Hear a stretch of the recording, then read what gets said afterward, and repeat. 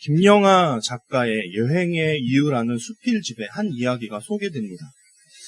대영 제국이 아프리카 대륙의 거의 대부분을 지배하던 시절에 케냐 총독이 한 원주민 젊은이에게 캠브리지 대학에 가서 유학할 기회를 주겠다고 이야기합니다.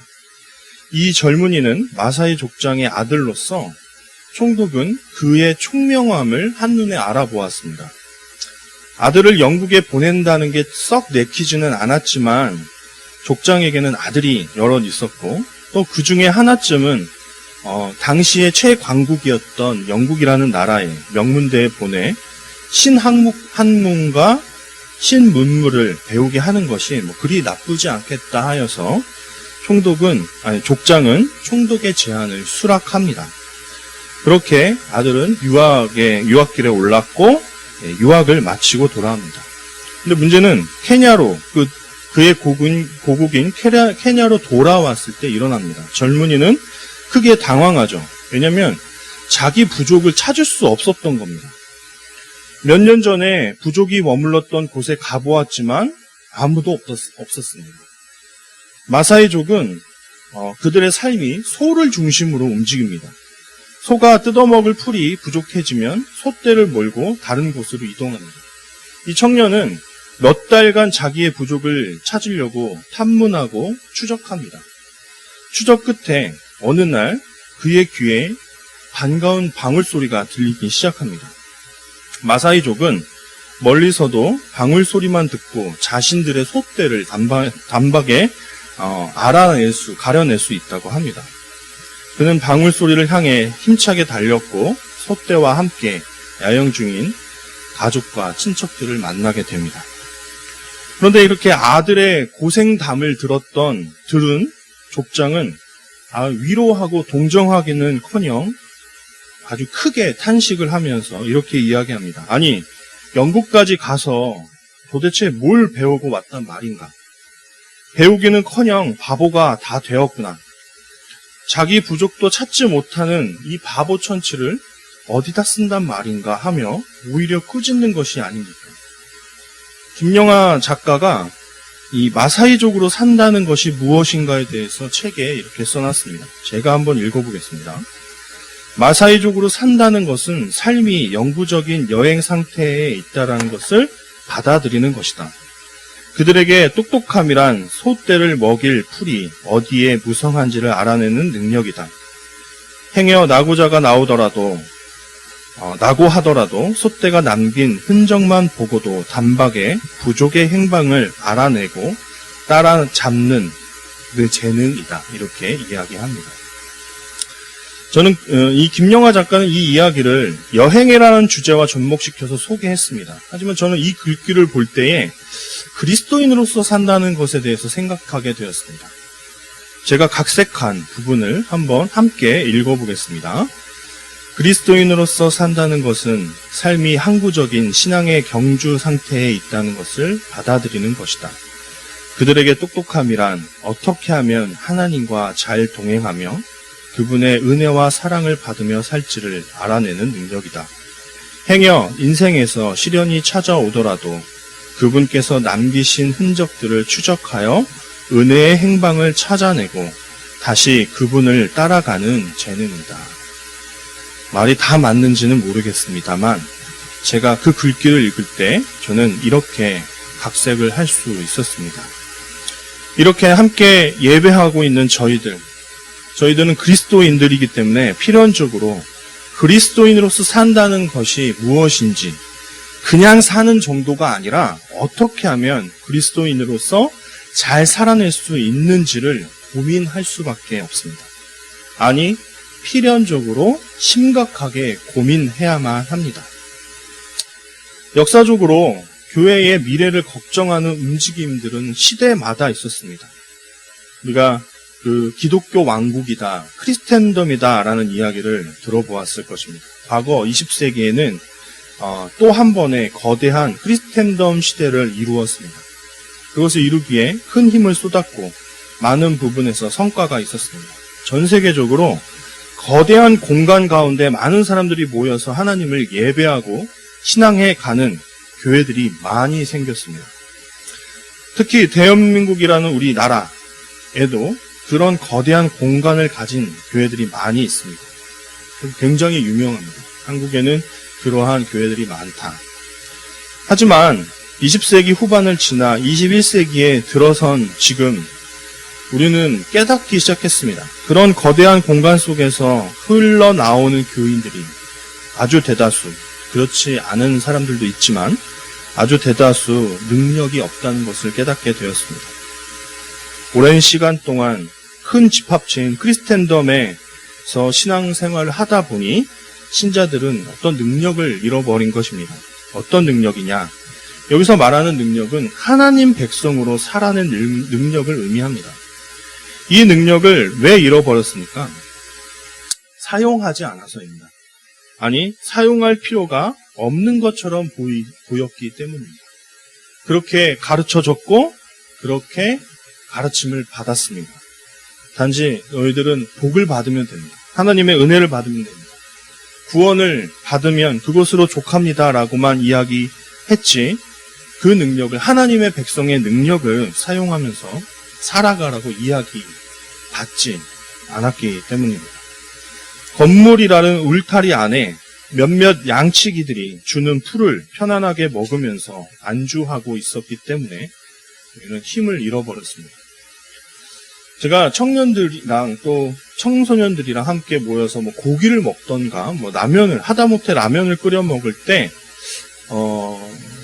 제가 이렇게 판단을 하고 싶진 않았지만 좀 보여지더라고요. 그들이 가정에서 어떤 자세로 있는지가 보였습니다.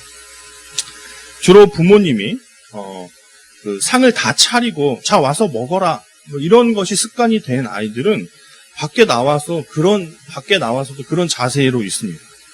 막 분주한데 멍하니 있습니다. 하다못해 젓가락과 숟가락을 놓아야 한다라는 그 간단한 사실도 인지하지 못합니다. 목사님 뭐예요? 숟가락 놔. 상 닦았니? 이렇게 이야기하는 것을 봅니다. 그럼 제가 넌지시 묻죠. 집에서 아무것도 안 하지. 웃으면서 네. 그런데 집에서 무엇인가라도 해보는 아이들, 부모님과 함께 도와서 상을 차리거나 또 자기가 이것저것 잘 해먹는 아이들은 벌써 능동적입니다. 이렇게 뭐도 놓고요, 반찬 못 꺼내야 되냐고 이렇게 얘기하고요. 뭐는 필요하지 않아요. 물도 다 따라 놓고요. 어떤 아이들은 옆에 와가지고 지금 간장 넣어야 되지 않아요? 지금 뭘 넣어야 되지 않아요? 라고 하면서 이렇게 훈수를 두기도 합니다. 아무것도 하지 못하는 아이, 그리고 혹은 신자로서 어떻게 살아야 할지를 모르는 그러한 신자를 만들어낸 교회. 그것은 다 가정이 또 교회가 그들을 그렇게 자라게 했기 때문에 지금의 그런 모습이 되지는 않았는지 한번 생각하게 됩니다. 앨런 허시라는 사람이 교회의 이러한 모습들을 보면서 이렇게 이야기했습니다. 한번 함께 읽어보겠습니다. 하나님의 백성, 그 중심부에 은밀히 잠재해 있는 힘을 떠올려 보라. 되새겨 보건대 교회 안에 애초부터 성령께서 조성해 놓으신 줄기세포 같은 이런 능력이 웬일인지 사장된 채 잃어버린 상태에서 여러 세기 동안 찾는 이 없어 사용조차 한 적이 없다. 만일 다시 발견된다면 이 잠재된 힘이 비상한 위력을 발휘하며 기독교 교회가 제대로 흥황하는 일이 22세기가 되기 전에 벌어질 것으로 보인다.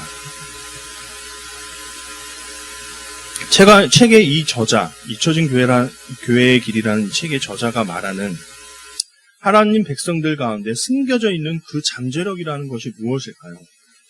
그 잠재력이 무엇이기에 그것이 앞으로 사용되기 시작하면 교회는 다시 큰 흥황을 맞이하게 될 것이다 라고 이야기하고, 그것이 발견되어지지 않고 사용되어지지 않으면 교회는 힘이 없는 교회로 전락하게 될 것이다 라고 이야기하더라고요. 우리가 앞으로 다가올 교회의 모습이 선교적이다, 사도적이다 라고 이야기합니다. 특히 이 허씨는 운동하는 교회로서의 선교적 교회라고 이렇게 묘사를 하면서 앞으로의 교회의 모습에 대해서 이야기합니다. 한 번 더 읽어보면 운동으로서의 선교적 교회로는 역동적이다. 왜냐하면 교회가 본래의 부르심에 충실하고 하나님의 현존을 경험하게 된다면 현 인류가 한 번도 경험하지 못한 엄청난 변화를 일으킬 굉장한 잠재력을 가지게 되는 탓이다.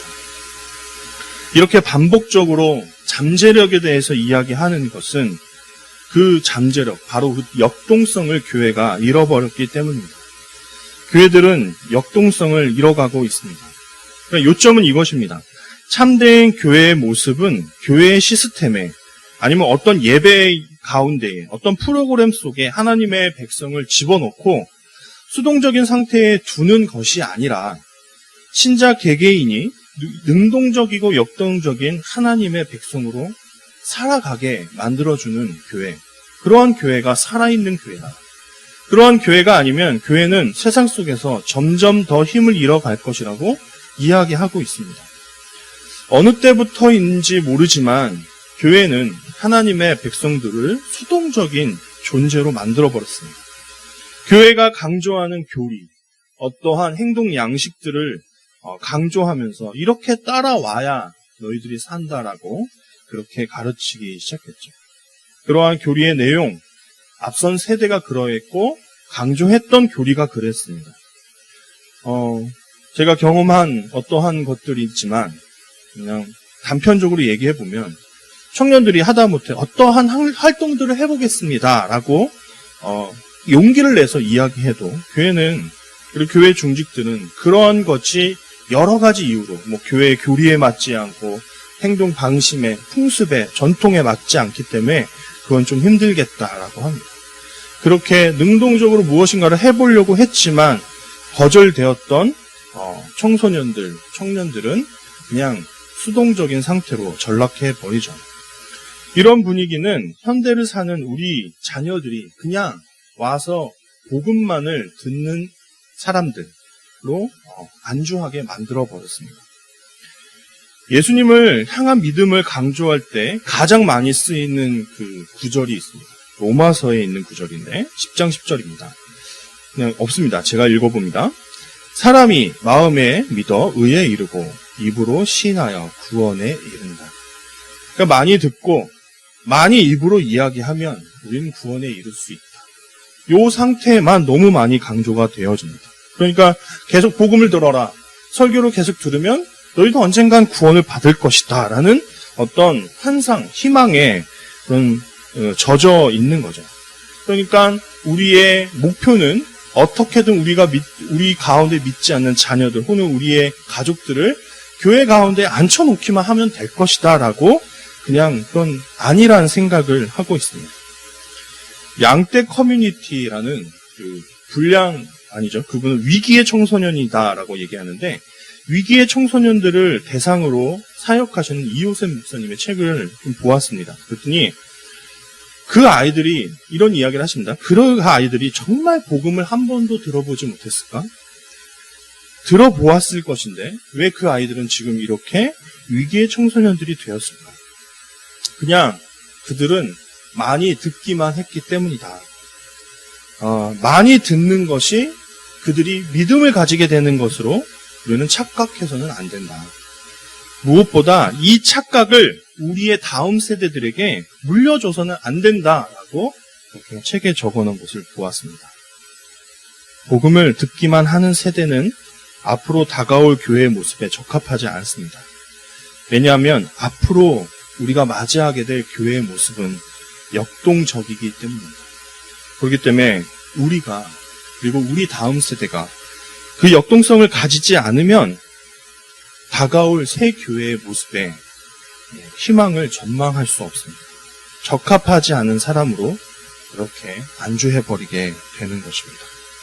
그렇기 때문에 우리가 그게 어떤 방법이고 무엇으로 가능할지 모르지만 새로운 시대에 적합하게 다음 세대를 하나님 뜻에 능동적이고 적극적이고 역동적으로 준비시키는 것은 바로 우리가 반드시 해야 될 일입니다. 하나님의 백성으로 살아갈 구체적인 방법들, 우리는 계속 제시해 주어야 하고 그들이 그렇게 살아갈 수 있도록 인도해 주어야 합니다. 다음 세대에게 다른 것이 아닌 하나님께 능동적으로 반응하는 신앙의 모습을 되물려 주려고 했던 그 모델이 오늘 말씀에 등장합니다. 창세기 22장 1절에서 19절까지는 하나님께서 아브라함에게 이삭을 바치라는 명령을 하셨고 또 그 말씀을 그대로 순종한 아브라함, 그리고 아브라함과 하나님의 언약이 최종적인 상태로 아주 굳건하고 확인되어지는 이야기가 기록되어 있습니다. 아브라함에 대한 서사 중에 가장 클라이막스는 바로 이 22장이다라고 이야기해도 과언이 아니고 많은 이들이 동의할 것입니다. 그런데 참으로 이 말씀을 접할 때 저는 참 의심이 자꾸 생겼습니다. 정말 하나님께서 아브라함에게 그 100세에 힘겹게 얻은 이삭을 제물로 바치라고 했을까? 이삭과 함께 혹시 짜고 친 고스톱은 아니었을까? 하나님이 널 죽이시겠냐? 아빠가 이렇게 칼을 들게. 그러면 너는 그냥 가만히 있어. 그때쯤에 하나님이 그만해 라고 할 거야. 이렇게 짜여진 각본대로 했던 것은 아닐까? 왜냐하면 8절을 보니까 번제할 양의 유물을 묻는 이삭에게 아브라함이 이렇게 이야기합니다. 하나님이 자기를 위하여 친히 준비하셨다. 그러니까 미리 알았던 것처럼 보여지는 이런 뉘앙스도 있기 때문에 어떤 이렇게 합이 있지는 않았을까? 이런 생각도 하게 됩니다. 여러 가지 생각이 막 저의 머릿속에 꼬리를 무니까 이 말씀을 제대로 볼 수 없었습니다. 근데 어느 때인지 모르지만 또 다시 이 본문을 접했을 때 제 마음속에 좀 의심이 사라지는 것을 경험하게 됐습니다. 왜냐하면 제 머릿속에 한 단어가 스쳐 지나갔기 때문입니다. 바로 그 단어는 순종입니다. 순종이라는 단어가 없다면 하나님의 백성들에게 인신제사를 요구하는 그러한 신으로 전락해버릴 수 있습니다. 그리고 순종이 없다면 이 이야기는 그저 한 노인이 자기의 아들을 살해하려다가 미수에 그쳐버린 한 사건에 지나지 않습니다. 그 속에 감추어진 진실이 어떠하건 아브라함은 하나님 말씀에 순종했습니다. 그 순종은 하나님을 전적으로 믿었던 아브라함의 그러한 결과였습니다. 과거 아브라함은 전적으로 하나님을 신뢰하지 못했습니다. 우리가 아브라함의 이야기를 잘 알죠. 수도 없이 많이 흔들리고 넘어지는 사람이었습니다. 하지만 지금 이 순간 아브라함은 하나님 앞에 온전한 순종을 이루어내었습니다. 만약에 그 장면으로 한번 돌아갈까요? 약속의 땅에 도착을 했습니다. 그런데 그곳에 흉년이 있죠. 그러니까 이집트로 내려갑니다. 내려갔더니 자기의 아내를 뺏으려고 하는 파라오를 만나게 됩니다. 너무나 두려운 나머지 아브라함은 아내를 넘겨주려고 합니다. 그런데 22장에서 경험한 아브라함이 그때에 있었다면 아브라함은 절대로 파라오의 칼날에 두려워하지 않았을 것이고 자기의 아내를 내어주지 않을 겁니다. 하나님은 분명히 나에게 복이 되겠다고 하셨어요. 하나님의 모든 족속이, 이 땅의 모든 족속이 나로 말미암아 복을 얻는다고 하셨어요. 혹여나 죽으면 죽지. 아마 그렇게 이야기하면서 아내를 절대로 내어주지 않았을 것입니다. 하지만 그러나 그때의 아브라함은 두려워했고 파라오를 무서워하여서 자기의 아내를 내어주었습니다. 하지만 22장에 와서 우리는 아브라함의 그 전적으로 하나님을 신뢰하고 또 하나님을 향해 순종하는 모습을 발견할 수 있습니다. 제가 이것을 어떤 도표 같은 걸로 그림을 한번 좀 표현해 봤습니다. 화면에 그림을 한번 보시죠. 어떻죠? 예, 하나님께 전적으로 순종하고 신뢰하고 또 그 하나님을 순종하는 아브라함은 어떤 신앙의 모습을 만들어냅니까? 역동적인 신앙의 모습을 만들어냅니다. 아브라함은 울며 겨자 먹기식으로 모리아산으로 가지 않았습니다. 자발적이고 능동적으로 보입니다. 한번 그 성경 구절들을 한번 읽어보겠습니다. 1절과 2절입니다. 그 일 후에 하나님이 아브라함을 시험하시려고 그를 부르시되 아브라함아 하시니 그가 이르되 내가 여기 있나이다. 여호와께서 이르시되 내 아들 내 사랑하는 독자 이삭을 데리고 모리아 땅으로 가서 내가 내게 일러준 한 산 거기서 그를 번제로 드리라. 아무리 하나님의 뜻이라고 해도 우리가 감당할 수 없는 내용이 우리에게 접수될 때 우리는 어떠한 행동을 취합니까? 최대한 시간을 끌어볼 것입니다. 여러 가지 핑계, 이유를 대어서 그것을 자신은 하지 않기를 막 바랄 것입니다. 아브라함도 그럴 수 있겠죠. 과거의 아브라함이라면 혹여나 그러했을지도 모릅니다. 그러나 그는 어떠한 핑계나 질문을 던지면서 혹은 하나님의 말씀을 바꿔보려고 여러 가지 방법을 하면서 기다렸던 것이 아닙니다. 아브라함은 어떻게 행동합니까? 3절입니다. 아브라함이 아침에 일찍이 일어나 나귀의 안장을 지우고 두 종과 그의 아들 이삭을 데리고 번제에 쓸 나무를 쪼개어 가지고 떠나 하나님이 자기에게 일러주신 곳으로 가더니 아침이 되자마자 하나님의 뜻을 이행하기 위해 어떠한 일들을 시작합니다. 나귀의 안장을 지우고 또 종과 아들 이삭과 동행을 시작합니다. 번제에 쓸 나무도 챙깁니다.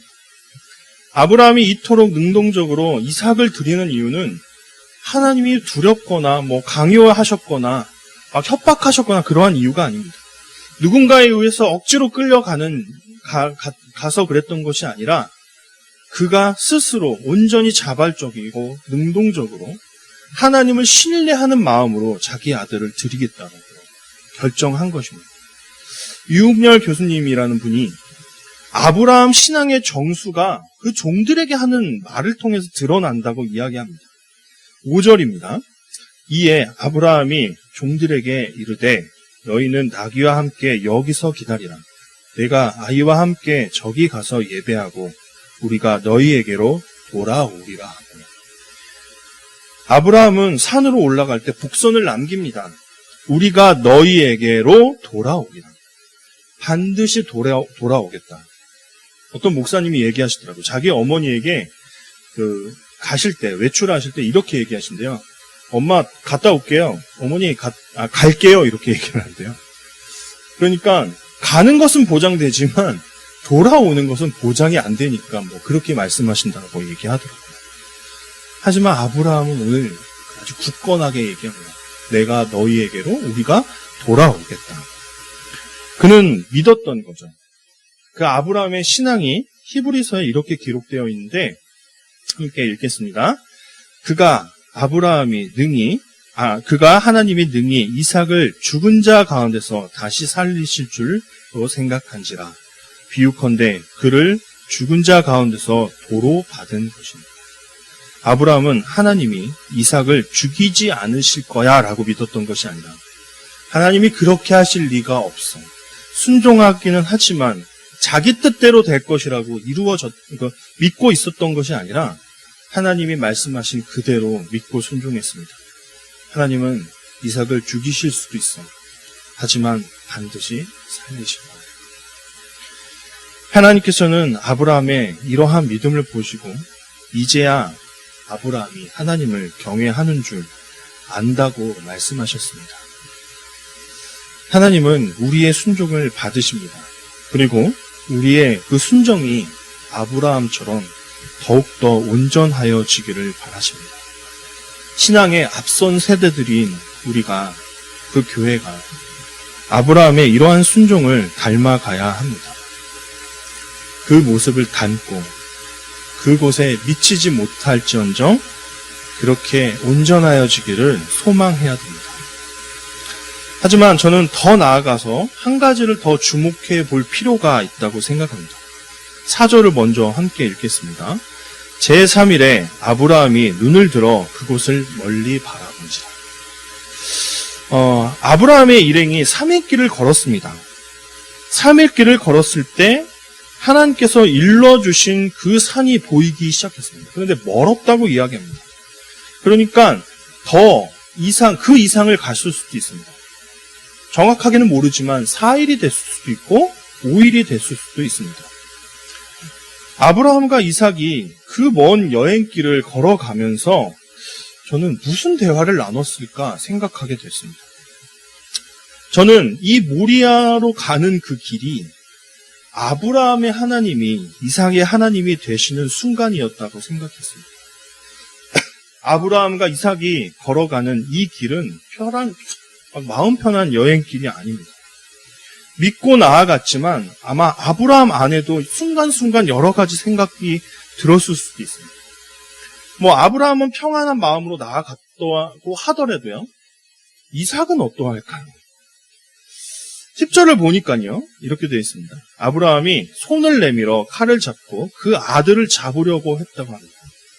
제가 어떤 그림을 삽입했는데, 이 장면을 한번 인터넷에 찾아보니까, 그 어디에도 이삭을 갓난아이로 그리진 않았습니다.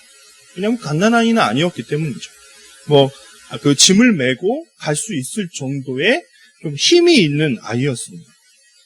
그런데 그 아이는 그 그림 가운데에 아버지에게 저항하거나 막 발악했던 그런 모습이 보이지 않습니다. 묶을 때, 아브라함이 이삭을 묶을 때, 그리고 혹은 칼로 치려 할 때 어떤 어리석은 이가 그 모습에 가만히 있겠습니까? 그리고 혹은 이런 생각도 해봤습니다. 이 일이 잘 무사히 끝났다고 할지라도 혹시 이삭 가운데 트라우마로 남으면 어떡하지? 이런 고민도 있었을 겁니다. 아빠가 날 죽이려고 했어. 예전에 그렇게 나를 사랑한다고 하더니 그렇게 칼을 들어서 나를 치려고 했어. 그러니까 이 이야기를 가만 보면 아브라함의 순종만을 다룬 이야기가 아니라 아브라함의 순종이, 아브라함의 신앙이, 아브라함의 믿음이 그러니까 하나님의 뜻으로 인해 역동하는 그 신앙이 어떻게 이삭에게 복사해서 붙여넣기가 되었는지를 보여주는 사건입니다. 모리아로 가는 그 길 가운데에 아마 아브라함은 한시도 쉬지 않고 자기 평생에 걸쳐 만났던 하나님에 대해서 이야기했을 것입니다. 처음 갈대아 우르에서 하나님을 만났던 그 감격, 하란을 거쳐서 가나안으로 오기까지 험난했던 여정, 막상 약속의 땅으로 왔을 때 만난 흉년이라는 황당함, 이집트에 내려왔는데 자기 목숨이 달아나게 생겼을 때의 그 위기와 그 긴장감, 자기에게 어떻게 자기를 그렇게 내어줄 수 있냐고 자기에게 원망하던 이삭의 엄마 사라의 모습, 그리고 이삭의 삼촌 롯을 구하기 위해 여러 왕들과 전쟁을 벌여야 했던 이야기들을 아브라함은 한시도 한순간도 빼지 않고 아마 자세하게 이야기해 주었을 것입니다. 그리고 그의 인생의 이 모든 순간들을 통해서 하나님께서 얼마나 신실하셨고 얼마나 그 크신 은혜로 아브라함의 인생을 인도하셨는지를 그에게 생생하게 이야기했을 것입니다. 어떠한 가정을 통해서 이삭이 태어났고 또 하나님은 그 이삭을 통해서 많은 민족에게 복의 통로가 되게 하겠다라는 그 이야기를 아브라함은 이삭에게 이야기해 주었을 것입니다. 그렇게 그는 하나님에 대해서 열심히 이야기하고 또 그분을 신뢰하는 삶이 어떠한 것인지에 대해서 이야기해 주었을 것입니다. 아브라함의 신앙이 아름다운 만큼 이 이야기에서 이삭의 신앙도 아름답습니다. 그는 아버지에게 순순히 결박당합니다. 충분히 발버둥 칠 수 있고 도망칠 수 있었지만 그는 순순히 묶이고 그의 칼날을 기다립니다. 앞에서 언급했던 유흥렬 교수님이 책에 이렇게 기록해 놓았습니다. 함께 읽어보겠습니다. 이삭은 아버지를 통해 하나님에 대한 철저한 신앙을 배웠습니다. 아버지를 부르시고 그의 삶에 역사하신 하나님을 들었고 경험했습니다. 하나님을 절대적으로 믿었기에 그는 하나님의 말씀에 순종하는 아버지를 신뢰했습니다.